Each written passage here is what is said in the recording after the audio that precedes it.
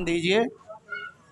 कबीर साहब ने इस प्रकरण में कुछ कहा है, आप केवल मूल को ही ध्यान से पढ़ जाइए तो देखेंगे कि यह कितना मार्मिक एवं तत्वपूर्ण है, जिसमें विचार नहीं है।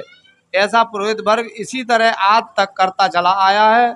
कबीर साहब ने पुरोहित ब्राह्मणों पर करुणा विगलित होकर यह सब कहा है। उन्होंने अपने कथन के दौरान में ब्राह्मणों के प्रति हार्दिक सहानुभूति प्रकट करते हुए कहा है, भूल गए नहीं आप समारा।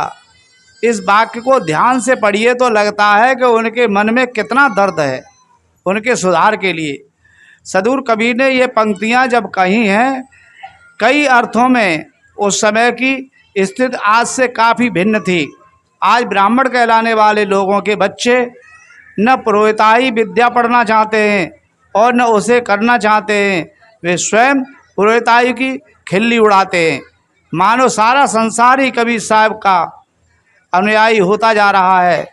अब पुरोहितों के भी बच्चे खेती व्यवसाय एवं नौकरी का काम करना चाहते हैं, परंतु पुरोहिताई कतई नहीं। पुरोहित वर्ग आज चिंतित हैं कि इसकी परंपरा ही लुप्त हो जाएगी।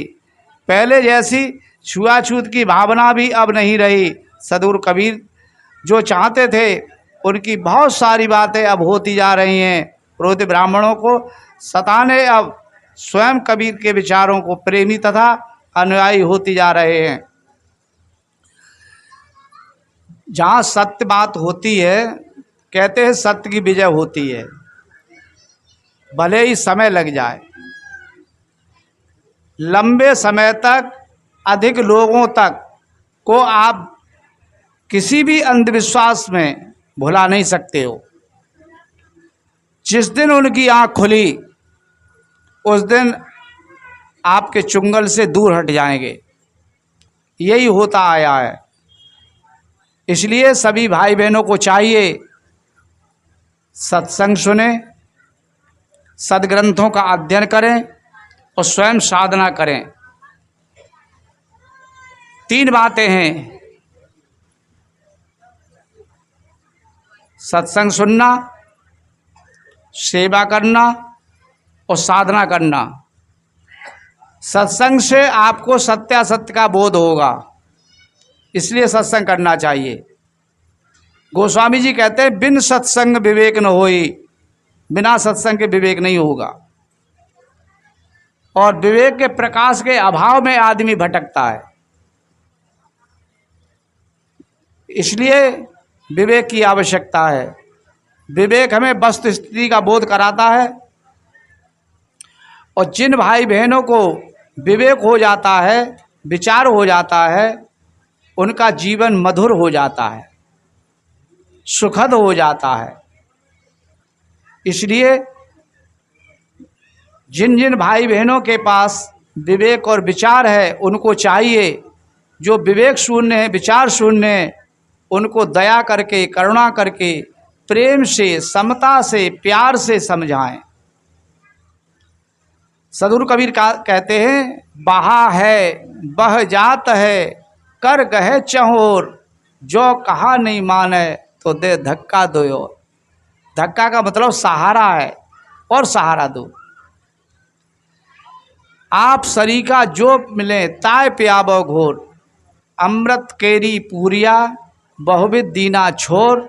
आप सरीखा जो मिले ताय प्याबो घोर। एक अमृत की पोटरी है। सदगुरु कबीर साहब जी कहते हैं, अमृत केरी पूरिया बहुविध दीना छोर। मैंने बहुत तरह से उसको खोल दिया है, समझा दिया है और समझाते जा रहा हूँ।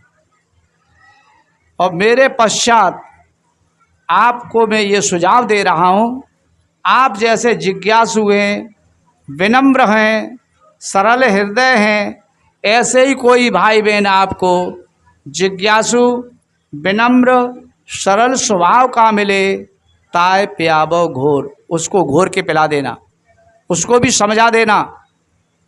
क्यों? यह प्रज्ञा, यह ज्ञान आदमी को अंधविश्वास से, ढोंग पाखंडों से दूर करता है। इस प्रज्ञा से ही आदमी को सच्ची शांति मिलेगी, सच्चा सुख मिलेगा। कथाएं बहुत हैं,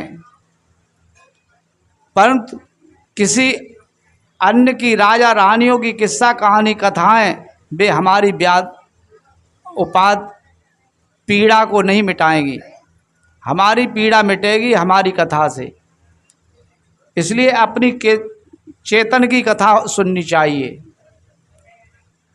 वो अपनी कथा में जो भी आड़े आना चाहते हैं उनको हटाना है।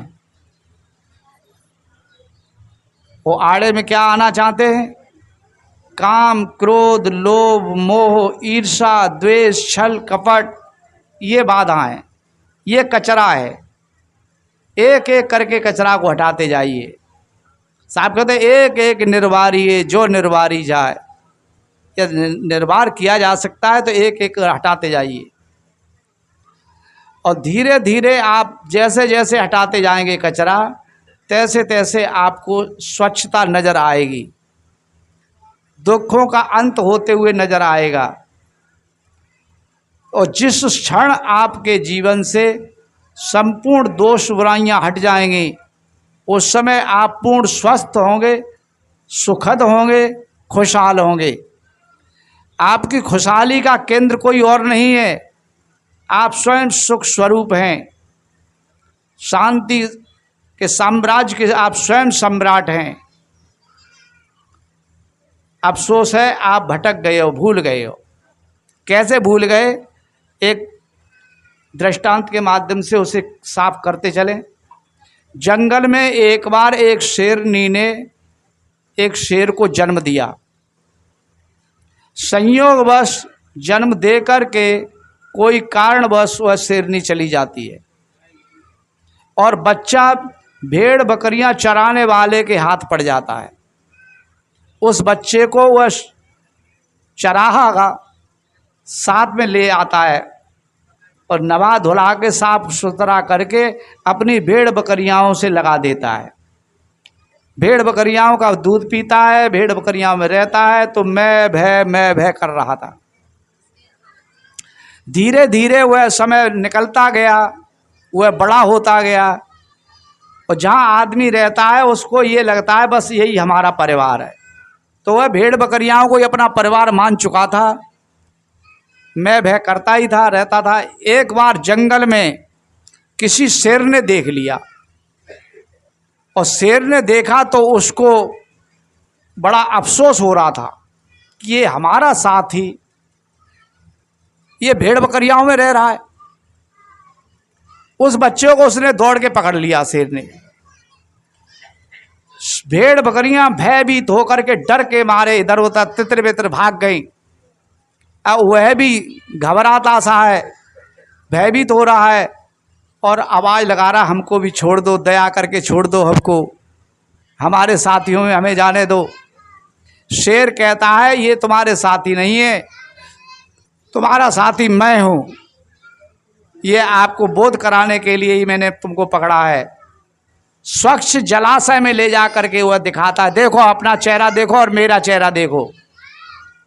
एकदम स्वच्छ जलता, शांत जलता, दोनों की परछाई एक जैसी नजर आती हैं। और शेर ने कहा अब आवाज़ निकालो अपनी। आवाज़ निकालता तो मैं भय, अरे ये आवाज़ तुम्हारी नहीं है। शेर ने अपनी दहाड़ लगाई कि ये तुम्हारी आवाज़ है। उसने भी प्रयास करा कि और निकालो आवाज़, उसकी भी आवाज़ निकलने लगी। उसको बोध हो गया मैं तो शेर हूँ। वह शेर कहता है तुम तो जंगल के राजा हो, ये भेड़ बकरियां ये तो तुम्हारा खाना पीना है, ये को तो हम मार के खाते हैं। ये तो कहानी है, दृष्टांत है। संत कहते हैं मानव को जैसा संग मिले, कपड़े को जैसा रंग मिले, वह उसी रंग में रंगता है जीवन का, कण कण खिलता है। जब किसी बच्चे को चोर का संग मिल जाए, बच्चे चोर हो जाते हैं। जुआरी का संग मिल जाए, बच्चे जुआरी हो जाते हैं। गंजेड़ी का संग मिल जाए बच्चे गंजेड़ी हो जाते हैं, और किसी बच्चे को सत्संगी का संग मिल जाए तो बच्चे सत्संगी हो जाते हैं। संग की आवश्यकता है। इसलिए सदगुरु कबीर कहते हैं, संगत की जय साधु की, हरे और की व्याध, ओछी संगत कूर की, आठों पहर उपाद। संगत की जय साधु की। सदु इसलिए सदगुरु कबीर कहते हैं, हमारी संगत साधु की होनी चाहिए, निर्मल विवेकी पारखी संतों की संगत होनी चाहिए। हरे और की व्याध, जो हमारी आद व्याध उपाधियां को सबका हरण करेंगे, एक एक दोष बुराइयों को निकाल करके एकदम निर्मल बना देंगे, पवित्र बना देंगे। ओछी संगत कूर की, आठों पहर उपाद। यह निर्मल विवेकी संतों की संगत नहीं मिली, कहीं ओछी संगत मिल गई, गलत आदमी की संगत मिल गई, तो आदमी को गलत होते भी देर नहीं लगती है। हमने कितने लोगों को देखा है बिगड़ते हुए, अच्छे अच्छे बच्चों को बिगड़ते देखा। देखने में लगते हैं बहुत अच्छे हैं, परिवार भी उनका अच्छा है, पर संग दोष होने के कारण बिगड़ चुके। एक बार एक पिता निकल के जा रहे थे कि उन्होंने अपने जवान बच्चे को जुआ में बैठा देखा। पिता को बड़ी पीड़ा हुई कि मेरा जवान बेटा है और जुआ में बैठा है। अभी कुछ कहता हूं तो ख्याल आया, जवान बेटा है, दुख होगा, अपना अपमान समझेगा, तो इसलिए इस समय नहीं कुछ कहना चाहिए। पिता वहां से शांत चुपचाप पीछे लौट आए। जब शाम को बेटा घर आया तब बुलाया आदर पूर्वक और प्यार से पूछा, भैया आज कहाँ बैठे थे? इतना सुनते ही बेटा के पैर तले जमीन खिसक गई। बच्चा कहता है, मैं जुआ नहीं खेल रहा था। पिता कहते, मैं ये नहीं पूछ रहे क्या कर रहे थे, केवल इतना पूछा है कहाँ बैठे थे। कि हाँ जुआ में बैठा था, मेरा दोस्त खेल रहा था। पिताजी कहते हैं, बेटा माना आज तुम जुआ नहीं खेल रहे थे, कल खेलोगे, क्यों तुम्हारा मित्र है वो जुआरी है। बच्चा कहता है, मैं कभी जुआ नहीं खेलूंगा। पिताजी कहते हैं, ये मेरी बात समझ में नहीं आ रही कि तुम्हारा मित्र जुआरी है, रोज तुम जुआ में बैठोगे फिर कभी नहीं खेलोगे, ये बात मेरे गले नहीं उतर रही। तो ऐसा करो, एक कोयला का टुकड़ा लेके आओ। कोयला का टुकड़ा मंगवाया। बच्चा कोयला का टुकड़ा लेके आता है, क्या करूं मैं इसका, पकड़ो अभी आप बताते हैं। बात करते ही करते उसने एक हाथ से दूसरे हाथ में उस टुकड़े को पहुंचा दिया। वो आवश्यकता पड़ने पर अपने चेहरे को संभाला, कपड़े को संभाला, तो कपड़े में दाग लग गए और चेहरे में दाग लग गए। पिता कहते, बेटा कोयला जहां से लाए थे वहीं रखे आओ, अब शीशा लेके आओ, शीशा। अब बच्चा शीशा लेके आता है, देखो अपने चेहरे को। क्या मैंने ये बोला था कि कोयला के से अपने चेहरे को काला कर लेना? कि मैंने ये बोला था कि अपने कपड़ों को काले कर लेना? कि नहीं, फिर ये कैसे हो गया? थोड़ा सा आपने कोयले को पकड़ा था, थोड़ी देर में आपके हाथ काले हो गए, चेहरा काला हो गया, कपड़े काले हो गए। बेटा ये संग दोष है, तुम्हारा दोष नहीं है, संग दोष है। कोयला का थोड़ा संग करने से हाथ काले हो गए, कपड़ा काले हो गए, चेहरे काला हो गया। तब जब जुआरी आपका मित्र है और उसके साथ रोजाना संग होगा तो एक दिन तो जीवन में रंग आएगा तुम्हारे भी, तुम भी जुआ खेलो। जैसे ही समझाया पिता ने, बेटा की समझ में आ गया और हाथ जोड़ के कहता है, पिताजी मैंने आज से उस दोस्त को छोड़ दिया, मेरी कोई दोस्ती नहीं है। पिता बोले, वो तुम्हारा दोस्त पूछेगा कल क्या हो गया भैया, चलो जुआ का टाइम हो गया है, फिर उसे क्या जवाब दोगे? उसको यही जवाब दूंगा, भैया आज से हमारी आपकी दोस्ती खत्म होती है, मैं आपके साथ जुआ में अब बैठ नहीं सकता हूँ, मुझे जुआ से होने वाले पतन का बोध हो गया है, मेरा अधः पतन होगा जुआ में, और तुम यदि वास्तविक मेरे मित्र हो तो तुम भी छोड़ दो। मुझे मेरे पिताश्री ने समझाया है बड़े प्रेम से समझाया है। मेरे हृदय में विवेक जग गया है और यह विवेक की किरण आपको भी मैं देना चाहता हूँ।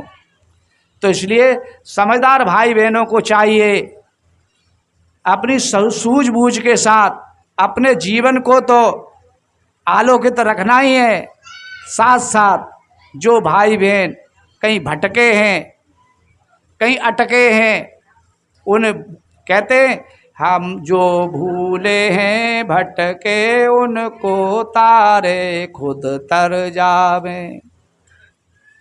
छल दंभ द्वेष पाखंड झूठ अन्याय से निस दिन दूर रहें। हम हैं हटके भूले भटके उनको तारे खुद तर जावे। छल दंभ कपट आज सब दोष बुराइयों को एक एक करके हटाते जा। यह दोष बुराइयों से मुक्त होना ही सत्संग का सच्चा लाभ है। याद रखना, यदि आपने अपने को तथा अपने परिवार के भाई और बहनों को दोष बुराइयों से यदि आपने बचा लिया तो ये बहुत बड़ा आपने पुण्य कर लिया। और यदि आपने अपने प्रियजनों को परिवार वालों को नहीं बचा पाया तो आपको पीड़ा होगी, फिर आपको कष्ट होगा।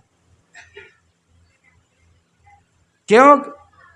आप जहाँ रह रहे हो परिवार के लोग संतापित हैं, पीड़ित हैं, तो सामाजिक नाते देखने से सुनने से आदमी को दुख होता है।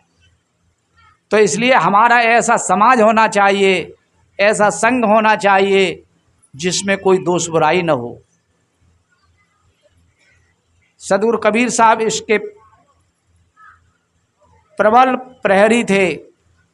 उन्होंने अपने आप को बचाया और पूरी मानवता के शुभचिंतक होकर के जन जन को सच्चा संदेश दिया। एक बार जिस भाई बहन की समझ में आ गए वह सदगुरु कबीर का पक्का अनुयायी हो गया। इसलिए हमको भी पक्का होना है, सच्चा होना है, निर्भीक होना है। कोई भूदाता होते हैं, कोई अन्नदाता होते हैं, कोई वस्त्रदाता होते हैं, कोई बर्तन दाता होते हैं, कबीर साहब अभय पद दाता हैं। अभय कहते भय को खत्म करने वाला। कबीर साहब निर्भीक बना देते हैं। और निर्भीक आप हो गए सच्चे ज्ञान से और सच्चे आचरण से। तो पहले हमें हमारे पास सच्चा ज्ञान होना चाहिए, उसके अनुरूप सच्चा आचरण होना चाहिए।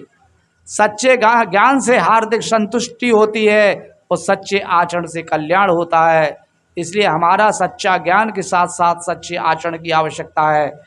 आज कथा का समापन का समय हो गया है, कथा समापन करते हैं।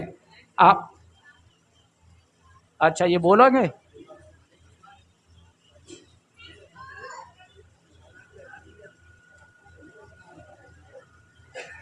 बोलना है, क्या करना है? हाँ बोल दो। हाँ तो बोल दो। इधर आरती की तैयारी करियो, लो माइक लगा दो, माइक दो।